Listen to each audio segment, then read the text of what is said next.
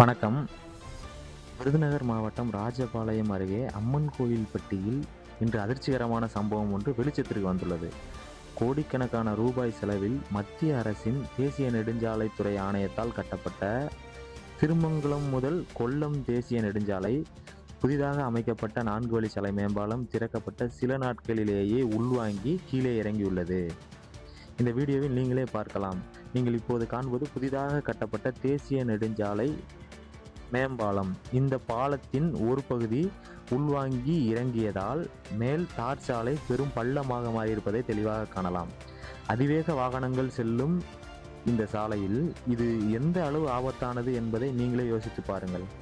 இந்த பகுதி மக்கள் மற்றும் வாகன ஓட்டிகள் கடுமையான கோபத்தில் உள்ளனர். பாலமே மரண குழியாக மாறியிருக்கிறது. பெரிய விபத்து நடந்த பிறகுதான் அதிகாரிகள் விழிப்படைவார்களா என்று மக்கள் வேதனையுடன் கேட்கிறார்கள்.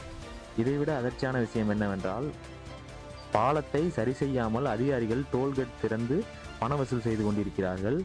உள்வாங்கிய இடத்தில் நிரந்தர தீர்வு இல்லாமல் வெறும் சிமெண்ட் பூசி மூடி மறைக்கும் முயற்சி மட்டுமே நடந்திருக்கிறது என்று மக்கள் குற்றம் சாட்டுகின்றனர். இதே இடத்தில் திருமங்கலம் வரை இன்னும் பல புதிய பாலங்கள் உள்ளன. இந்த